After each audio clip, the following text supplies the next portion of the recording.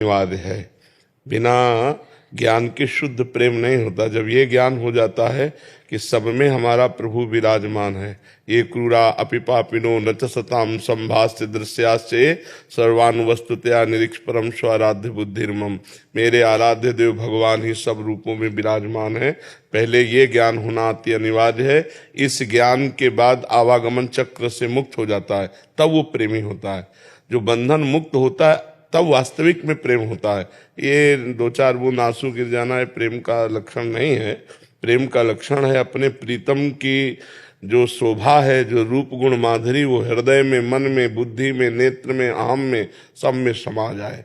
P मूर्ति नयनन बसे तेहि रस रहाय समाये, ये लक्षण सुन प्रेम के और न कछु सुहाय, और न कछु सुहाय फिरे अपने रस मातो, कुटुम देह ते जाए छूट सब ही विधि नातो, एकमात्र भगवान के प्रेम में मत वाला वो प्रेमी तभी हो सकता है जब उसे ज्ञान हुआ है। ये संसार भगवान का स्वरूप है, इसमें भगवान के सिवा कोई नहीं है, जो भी है वो मिथ्या है। ब्रह्म सत्यम जगन मिथ्या, ये ज्ञान होने पर ही वास्तविक भगवान से प्रेम होता है। और प्रेम हो गया तो ज्ञान सार्थक। अगर ज्ञान और प्रेम दोनों जीवन में नहीं तो फिर पशु जीवन है, बस वही निद्रा भय आहार मैथुन यही चल रहा है। संपूर्ण संसार आवागमन से मुक्ति थोड़ी है, ज्ञान और प्रेम से ही आवागमन की मुक्ति है।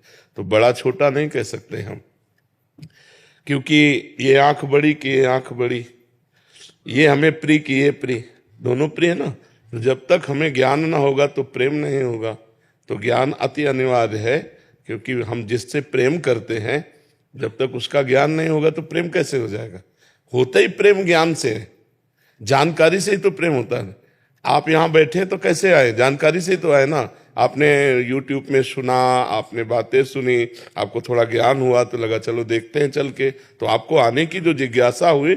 श्रवण सुजस सुनि आयऊं प्रभु भंजन भवभीर, जब मैं आपकी महिमा सुनी प्रभु तो आपकी शरण में आए, विभीषण जी कह रहे हैं। तो बिना श्रवण के ज्ञान नहीं हुआ, और बिना ज्ञान के शरणागति और प्रेम नहीं होता। इसलिए ज्ञान बहुत महत्वपूर्ण है। उसको ऐसा नहीं कहा जा सकता कि ज्ञान छोटा कि प्रेम बड़ा, नहीं कहा जा सकता। जैसे दोनों आंखें हमारी दो हैं पर दृष्टि एक है, और दोनों प्राण प्रिय हैं, ऐसे ही ज्ञान और प्रेम दोनों समान है, दोनों में अंतर नहीं है। जी, सूक्ष्म अहंकार का नाश कैसे होता है?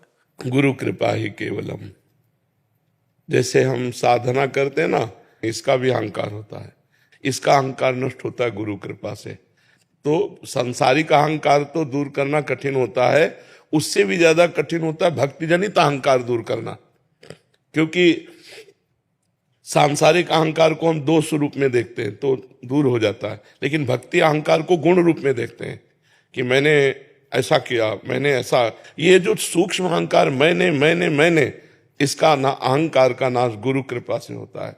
जब गुरुदेव हमारे अहंकार को धूल दूषित करते तभी हमें मोक्ष मिलता है। इसीलिए ध्यान मूलम गुरु मूर्ति, पूजा मूलम गुरु पदम, मंत्र मूलम गुरु वाक्यम, मोक्ष मूलम गुरु कृपा। जो मोक्ष का मूल है वो गुरु कृपा है। एक बार अकाल पड़ा तो शिवाजी ने पूरा खजाना खोल के सबको खवाया पियाया, अकाल किसी को व्याप्त नहीं कर पाया, कोई अकाल में मर नहीं पाया। समर्थ गुरु रामदास जी के पास गए और उनका गुरुदेव आपकी कृपा से किसी को भी कष्ट नहीं होने दिया, अकाल में हमने सबका पोषण किया। तो उनका शिवा तुमने पोषण किया, उठाओ घन। घन एक मजबूत होता है, लोहे का उसमें होता है। उठाया, ले गए, का इस पत्थर में मारो। पत्थर में तोड़ा, हटाया पत्थर तो नीचे मेढक बहुत तंदुरुस्त बैठा है, इसको खवाया? तो उनका नहीं, ये कैसे पुष्ट है? तुम केवल निमित्त मात्र हो, भगवान सबको पुष्ट करता है, ये गुरु। नहीं तो मैंने अकाल में किसी को भूखे नहीं मरने दिया, बहुत बढ़िया काम हुआ, लेकिन अंदर एक पुष्ट हो रहा है आम। मैंने अकाल में किसी को मरने नहीं दिया, मैंने नहीं, भगवान ने ये दिखाया कि इस मेढक को तो तुम पोषण नहीं कर रहे हो। 83,99,999 योनियां और भी हैं मनुष्य योनि छोड़कर, सबका भरण पोषण कौन कर रहा है? भगवान ही कर रहे हैं। तो गुरु वाणी, गुरु कृपा ही अहंकार का जो सूक्ष्म अहंकार है उसका नाश करते हैं। सुनील संभाजीराव, महाराष्ट्र से। महाराज जी, आपके चरणों में कोटि कोटि प्रणाम। गुरुदेव, 2023 से आपका सत्संग और एकांतिक वार्तालाप यूट्यूब से माध्यम से सुन रहा हूँ और आपके वचनों के बल से नाम जप भी करने की कोशिश कर रहा हूँ। गुरुदेव, श्री जी की कृपा से गुरुदेव भगवान 3 दिन व्रत निर्जला और मौन रहकर करता हूँ। उस दिन नाम जप निरंतर चलता रहता है और श्री जी में मन भी लगता है। बाकी दिन वैसा नाम जप नहीं चलता। महाराज जी, क्या भूख की व्याकुलता के कारण ज्यादा नाम जप में मन लगता है? अगर ऐसा है तो संसार में रहकर ये मार्ग अपनाना सही है क्या महाराज जी? देखो, बात सुमिरन की है। अगर हम एक रोटी सुबह, एक रोटी शाम पाए तो उपवास ही है। निर्जला रहकर कै दिन भजन कर लोगे? जल पीना और जल ना पीना कोई खास बात नहीं है। खास बात है आपका चित्त कहाँ है। कितने ऐसे जीवन जो केवल जल पीकर रहते हैं हमारी सृष्टि में, क्या उनको भगवत प्राप्ति हो जाती है? ये ऑपरेशन है 3 दिन जल ना पी करके उपवास करने का, करो, लेकिन उसका कहीं भी देखा नहीं खींचनी चाहिए। कितने ऐसे जीव जो मिट्टी खाकर जीते हैं, कितने ऐसे जीव जो फल पाकर जीते हैं, कितने ऐसे जीव सृष्टि में जो वायु पीकर रहते हैं, कितने ऐसे जीव हैं जो नपुंसक हैं, कभी भोग ही नहीं करते हैं। क्या इनको भगवत प्राप्ति हो जाती है? जिसका चित्त भगवदाकार है उसको भगवत प्राप्ति हो जाती है। अब हमको देखना है, मिताहार, सात्विक, भगवत प्रसाद, ये व्रत से भी बढ़कर है। मिताहार माने थोड़ा, अगर हम 4 रोटी खाते हैं तो 2 रोटी खाएं, और धर्म की कमाई, पवित्र भोजन और भगवान को अर्पित करके, और रोज भजन हो रहा है, सब कुछ हो रहा है। खास बात भजन है। अपने भी ये सब, पर बाद में जब समझ में आया तो चित्त वृत्ति का भगवान के चरणों में अर्पित करना गोपी जनों का सबसे बड़ा पद है हमारे भक्ति राज्य में। अगर भक्ति राज्य में कहीं भी किसी का पद दिया जाता है तो यथा ब्रज गोपिका नाम, जैसे ब्रज की गोपिकाएं, ऐसा प्रेम कहीं नहीं देखा गया। बड़े बड़े महाभागवतों ने इन्हीं का अनुसरण किया है। जैसे महाप्रभु चैतन्य देव तो गोपी प्रेम की भावना में डूबे हुए, हा कृष्ण हा प्रीतम, तो यथा ब्रज गोपिका नाम। अब गोपिकाओं की दिनचर्या देखिए, सुबह उठती हैं, गौएं धोना है, घर लीपना है, भोजन बनाना है, पति पुत्र आदि को पवाना, पूरा एक गृहस्थी की नारी जैसे करते हैं, भागवत में लिखा हुआ है, वही है दिनचर्या। अंतर क्या है? उनको परमहंसों ने भी पूजा क्यों? क्योंकि एक एक चित्त वृत्ति श्री कृष्ण के लिए है। क्रियाएं बाहरी संसारी हैं, श्रृंगार संसारी है, लेकिन अंदर का अनुराग श्री कृष्ण से है। मुरारी पादार्पित चित्त वृत्ति, एक एक वृत्ति, जैसे समुद्र में तरंगे उठती हैं ऐसे चित्त में वृत्तियां उठती रहती हैं। हमारी हर वृत्ति संसारिक उठती है, और अगर हर वृत्ति भागवतिक होने लगे, बस यही साधना का लक्षण है, चित्त वृत्ति भागवती को होने लगे। दुर्वासा जी दूब का रस केवल पीते हैं। अम्बरीश जी चक्रवर्ती सम्राट है, नवीन नवीन रानियां, हर भोग हर सामग्री। दुर्वासा जी तप में अहम है। अम्बरीश जी कृष्ण सावई मना कृष्ण पदारविंदयो, भगवान के चरणों में। तो जब भगवान की सभा में देवर्षि नारद जी ने गान किया कि मृत्यु लोक में इस समय सर्वश्रेष्ठ महान भक्त श्री अम्बरीश जी महाराज, तो दुर्वासा जी को जलन हुई कि वो चक्रवर्ती सम्राट, अच्छी पोशाक पहनता है, सिंहासन पर बैठता है, रानी है, प्रजा है, सुख वैभव है, हमारा नाम क्यों नहीं लिया गया? दूब का रस पीता हूं, वलकल की लंगोटी लगाता हूं, महान तप से संलग्न हूं, देखता हूं कैसा अम्बरीश है। अब उनको अपराध ढूंढने में तो कोई मिला नहीं। द्वादशी पारायण का समय जा रहा था, तो ब्राह्मणों से पूछा, विद्वानों से, ब्रह्म ऋषियों से, तो उन्होंने बताया भगवान का चरणामृत जलपान कर लेना, पारायण भी माना जाएगा और अतिथि सत्कार में कोई विघ्न भी नहीं होगा, क्योंकि आपने अतिथि दुर्वासा जी को किया है। वो पान ही किए, बस आ गए। दुर्वासा जी को तो दोष देखना था। उनका बहुत बड़ा तू भगत बनता है, अभी मैं तुझे दंड देता हूं, और भारी क्रोध करके उन्होंने कृत्या प्रकट कर दी मारने के लिए। अम्बरीश जी ऐसे ही खड़े रहे। दैन्यता की मूर्ति भगवान के सुदर्शन चक्र ने प्रकट होकर कृत्या को नष्ट किया और त्रिभुवन में दौड़ाया दुर्वासा जी को। दौड़ाया नहीं तो भस्म तो 1 मिनट में कर देते, दौड़ाया, केवल भक्त है ना भगवान के, सिंहासन बत्ती से दौड़ाया। 24वीं अब वो पुतली भगवान ब्रह्मा के करुणावती ब्रह्मा की कहानी। 24वीं पुतली करुणावती ने जो कथा कही है वह कुछ इस प्रकार है। राजा विक्रम आदित्य का सारा समय ही अपनी प्रजा के दुखों का निवारण करने में बीतता था। प्रजा की किसी भी समस्या को वो अनदेखा नहीं करते थे। सारी समस्याओं की जानकारी उन्हें रहे, इसलिए वे वेश बदलकर रात में पूरे राज्य में, आज किसी हिस्से में, कल किसी और में घूमा करते थे। उनकी इस आदत का पता चोर डाकुओं को भी था, इसलिए अपराध की घटनाएं छिटपुट ही हुआ करती थी।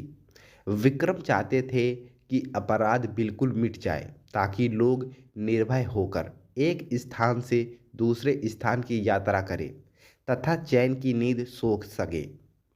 ऐसी ही एक रात विक्रम वेश बदलकर राज्य के एक हिस्से में घूम रहे थे कि उन्हें एक बड़े भवन से लटकता हुआ एक कमंद नजर आया।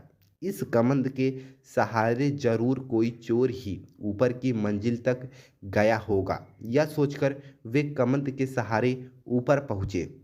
उन्होंने अपनी तलवार हाथों में ले ली ताकि सामना होने पर चोर को मौत के घाट उतार सके। तभी उनके कानों में स्त्री की धीमी आवाज़ पड़ी, तो चोर कोई स्त्री है, यह सोचकर वे उस कमरे की दीवार से सटकर खड़े हो गए जहाँ से आवाज़ आ रही थी।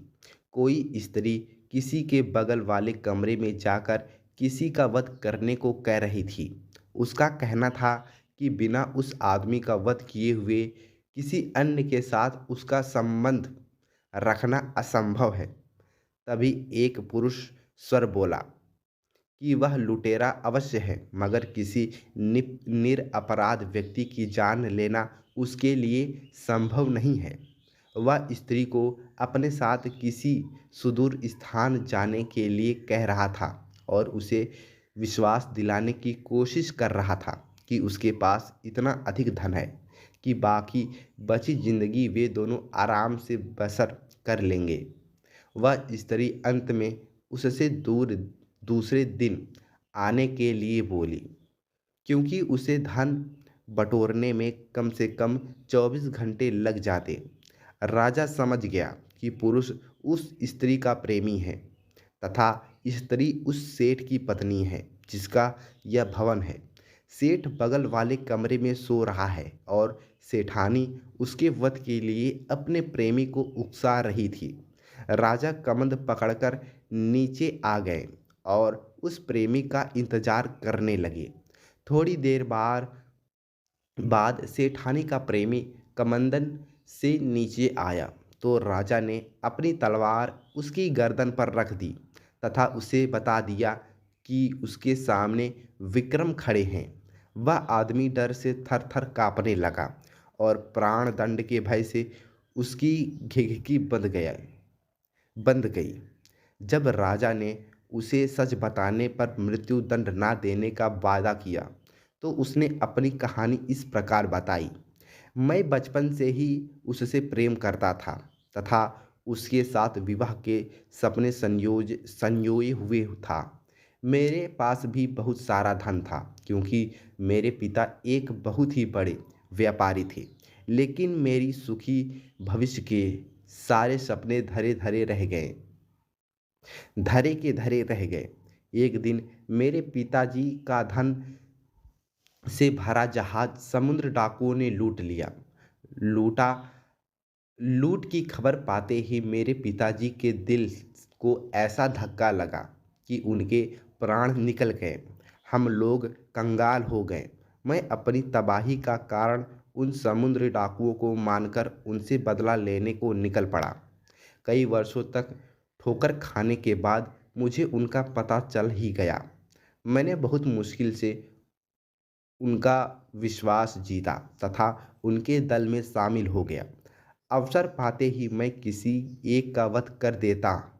एक एक करके मैंने पूरे दल का सफाया कर दिया और लूट से जो धन उन्होंने एकत्र किया था वह लेकर अपने घर वापस चला आया। वह आदमी रोता हुआ राजा के चरणों में गिर पड़ा, अपना अपराध क्षमा करने के लिए प्रार्थना करने लगा। राजा ने मृत्युदंड के बदले उसे वीरता और सत्यवादिता के लिए ढेरों पुरस्कार दिए। उस आदमी की आंखें खुल चुकी थी। दूसरे दिन रात को उस प्रेमी का वेश धरकर वे कमंदन के सहारे उसकी प्रेमिका के पास पहुँचे। उनके पहुँचते ही उस स्त्री ने स्वर्ण आभूषणों की बड़ी सी थैली उन्हें अपना प्रेमी समझकर पकड़ा दी और बोली कि उसने विष खिलाकर सेठ को मार दिया और सारे स्वर्ण आभूषण और हीरे जवाहरात चुनकर इस थैली में भर लिया। जब राजा कुछ नहीं बोला तो उसे शक हुआ और उसने नकली दाढ़ी मूछ नोच ली।